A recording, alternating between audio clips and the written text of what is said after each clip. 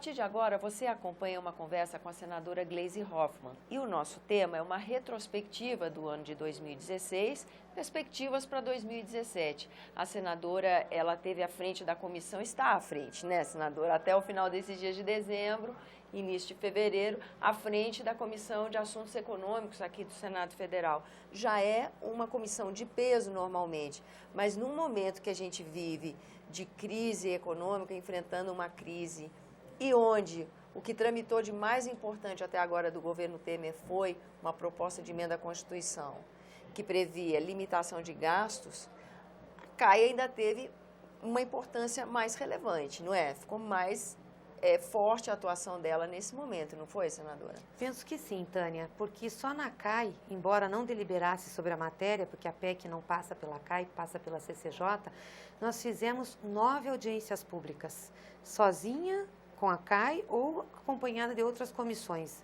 em parceria com outras comissões, para esclarecer a matéria. Essa PEC ainda estava na Câmara, nós fizemos a primeira audiência pública, que foi a que o governo participou, nas demais o governo não quis participar, embora a gente chamou em todas as sessões, em todas as reuniões, mas na primeira participou, até com o doutor Mansueto, que é secretário de Política Econômica do Ministério da Fazenda, e nas demais com professores, com especialistas, foram audiências de alto nível.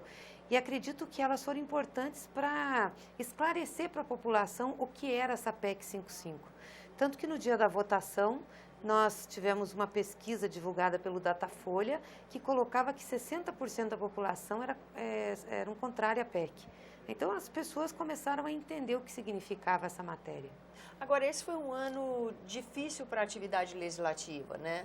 Porque grande parte, por exemplo, do ano de 2016, as energias da casa estavam voltadas para o processo de impeachment, que foi votado aqui na casa. Assim mesmo, na CAI, a movimentação foi consistente, né? Foi grande, nós fizemos 41 reuniões, fizemos várias audiências públicas, além dessas 9 audiências públicas com foco na PEC 55, fizemos de outros temas, tivemos aprovação de matérias importantes, como a redução do ICMS para o querosene, que é combustível de aeronave, né, que foi votado na CAI, no plenário, agora está na Câmara.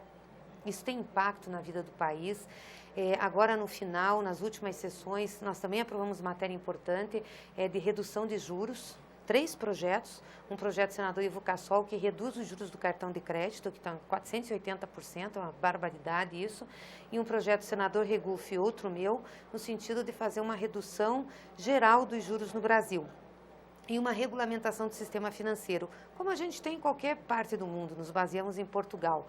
Esses projetos foram aprovados, aprovamos o duplo mandato do Banco Central, né, que também vem para plenário, a renegociação da dívida dos estados, várias operações de crédito para os estados, né, uma nova lei de finanças. Então, a comissão trabalhou muito e debateu temas importantes. 2016 também foi um ano importante para...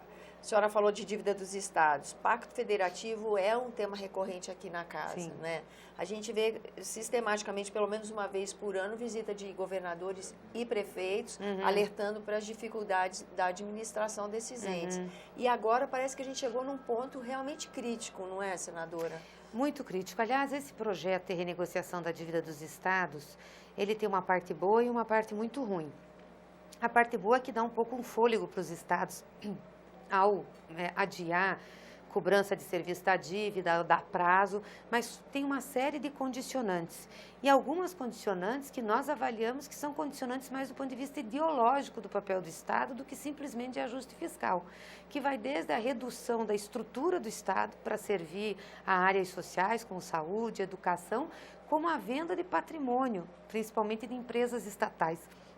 Os governadores assinam um contrato desse, porque estão desesperados. Depois nós tivemos o impeachment da presidenta Dilma, por um motivo que não ficava em pé como crime de responsabilidade, né, uma questão orçamentária financeira, os governadores ficam apavorados, porque se eles não tiverem o equilíbrio para fechar as contas, todos acham que podem ser passíveis de um impeachment semelhante. Então, o governo propôs, veio para casa, nós alertamos, dissemos que não tínhamos que aprovar com as condicionantes, né, inclusive contra o funcionalismo público, o que é muito ruim, mas aprovaram com as condicionantes. Vamos ver se a Câmara mantém isso agora ou não. Senadora, falando, como a senhora mencionou na sua resposta, a questão ideológica está permeando essa discussão, por exemplo, da administração dos estados. Mas está permeando também, parece que todas as discussões aqui na casa. Todas, né? todas. Isso, perspectivas para 2017, isso é uma tendência para o ano que vem? É uma tendência. Nós estamos numa política clara de Estado mínimo. Criou-se um movimento contra o papel do Estado como indutor de desenvolvimento, de crescimento econômico e também protetor da maioria mais pobre da população. Parece que há um ódio em relação àquele período do governo do Lula, da Dilma, em que a gente expandiu muito as políticas públicas, que a gente melhorou muito a oferta de serviço público e o Estado brasileiro ajudou a fazer o crescimento econômico, seja através de operações de crédito do BNDES, seja com incentivo de redução de juros, com aumento de crédito. Agora está se tirando tudo isso, né? Ou seja, o Estado tem que ficar mínimo. Aí eu pergunto, então como que nós vamos fazer crescer a economia do país? Se o Estado não colocar dinheiro, os empresários não estão colocando e as pessoas não estão consumindo, que dinheiro vai girar na economia para ter crescimento econômico? Você lembra a crise de 2008, 2009? O presidente Lula fez exatamente o contrário do que nós estamos vendo hoje. O que ele fez? Aumentou o crédito, baixou o juro, fez os bancos públicos baixarem a taxa de juros, aumentou o crédito no BNDES, ampliou programas sociais, aumentou investimentos, ou seja, foi na contramão do que a Europa estava fazendo, e o Brasil conseguiu segurar firme, né? Hoje, infelizmente, a gente está fazendo o programa de austeridade da Europa, que não deu certo lá e eles já estão revendo. Reforma da Previdência é tema que já chegou no Congresso, ainda está na Câmara, não chegou aqui. Vai chegar da Câmara para o Senado, provavelmente diferente do que a proposta original. Mas qual é a perspectiva da senhora e qual é o juízo de valor que a senhora faz dessa reforma? É também a redução do Estado de assistência e previdência. A Previdência está falida? Não está falida. Tanto que nós, na Constituição de 88, criamos as contribuições sociais. Por quê? Porque o sistema previdenciário brasileiro, ele não pode ser unicamente contributivo. Ou seja, só as pessoas que contribuem ter direito a receber pelo que contribui. Nós temos uma parte que é assistencial, pessoas que nunca conseguiram contribuir, que estão fora do mercado de trabalho, ou, por exemplo, que são trabalhadores rurais, que nunca tiveram um sistema estruturado. Nós vamos deixar essas pessoas morrerem depois que pararem de trabalhar? Não vão ter nenhum direito? Não, nós criamos um sistema de seguridade social, com aposentadorias do INSS, benefícios previdenciários e com benefícios assistenciais. O que eles estão querendo é tirar todos os benefícios assistenciais e deixar a parte previdenciária ainda mais grave, mais difícil das pessoas atingirem. Uma das coisas importantes da Constituição de 88 foi definir que nenhum brasileiro poderia ganhar menos que um salário mínimo. Não sei se você lembra, mas tinha na época o Fundo Rural, que era uma aposentadoria específica para os trabalhadores rurais. E eles ganhavam meio salário. O salário mínimo já era uma tragédia. E eles ganhavam meio salário como compensação. Nós conseguimos, na Constituição, dizer, não tem brasileiro de primeira e segunda categoria. Todos têm que ganhar igual.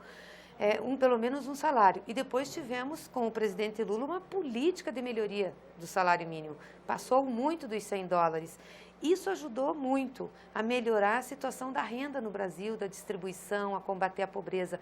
Agora, com a proposta que eles mandaram, nós vamos voltar numa situação anterior à Constituição de 88. E qual a expectativa da senhora de imagem para poder negociar os pontos que estão apresentados e alterar a proposta original? Há um espaço para isso? Vai ter que ter. Eu acho muito difícil o Congresso aprovar como está. A PEC 55, embora a gente tenha conseguido esclarecer a população, ela não era tão mobilizadora, mas a Previdência é. Você ouve as pessoas falando de previdência no mercado, falando de previdência no ponto de ônibus, porque elas conhecem o tema e sabem, vai mexer com a vida delas, a perspectiva do futuro ou de quem já está. Então vai ser difícil. Tanto que o governo teve muita dificuldade de aprovar a constitucionalidade da matéria na CCJ. Foi uma votação apertada e não pôde, porque teve que fazer acordo, não pôde instalar a comissão especial agora. Então, provavelmente, o governo Temer não conta com a mesma base que contou para aprovar o teto de gastos da União? Eu acho que não. É um tema mais complexo, mais sensível à sociedade. Será possível aprovar uma reforma desse peso em um semestre, como é a expectativa de alguns? Eu acho um absurdo, né? Só fazendo o que eles estão fazendo, tratorando, né? Porque aqui foi isso que nós tivemos na PEC 55. Tivemos 3 sessões de discussão em um único dia, e numa delas não nos foi facultada a palavra. Se fizer assim e o Supremo continuar inoperante quando a gente recorre, quer dizer, só fazer a intervenção que está fazendo na Câmara agora, que não devia fazer, mas nas outras questões, quando a gente pede, diz que é uma questão interna corporis, nós não vamos ter a quem recorrer. Essa tensão entre Supremo e Congresso, a senhora acha que também é tendência para o próximo ano? Eu acho, está muito ruim. As nossas instituições estão muito fragilizadas, muito desequilibradas, entre elas e internamente. Veja, o Supremo tem discussão e bate-boca em público de ministros do Supremo. Estamos falando da Suprema Corte, o último nível jurisdicional do país. Há um ativismo político do Supremo que é impressionante. Eu nunca vi. É uma coisa absurda.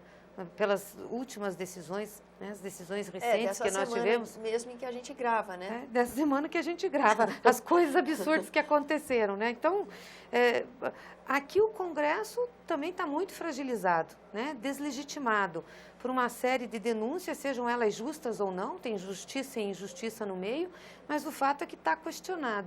E um poder executivo fraco, sem força política, né? Entregue às forças financeiras, do capital financeiro, fazendo o que o capital financeiro quer, o que os bancos, o sistema financeiro quer. Não pode funcionar, né? Não tem o sistema de pesos e contrapesos que é essencial numa democracia. Eu acho que se a gente não tiver um processo de eleição direta para legitimar tudo isso, né, vir alguém com voto, e aí a eleição geral, eu defendo eleição para o Congresso, eleição para tudo, vai ser muito difícil a gente recolocar o país na sua normalidade. Eu acho que a gente corre um risco de ter uma intervenção. Nossa. Então, a expectativa é que há a possibilidade de uma tese como essa que a senhora defenda crescer em 2017?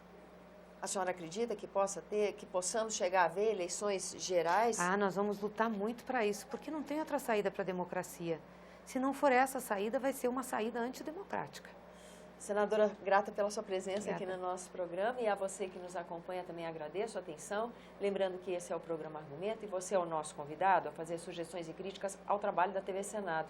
Para isso, é uma ligação gratuita, 0800 61 22 11. E quando você quiser rever esse ou outro dos nossos programas, há o endereço eletrônico senado.leg.br/tv. Até a próxima.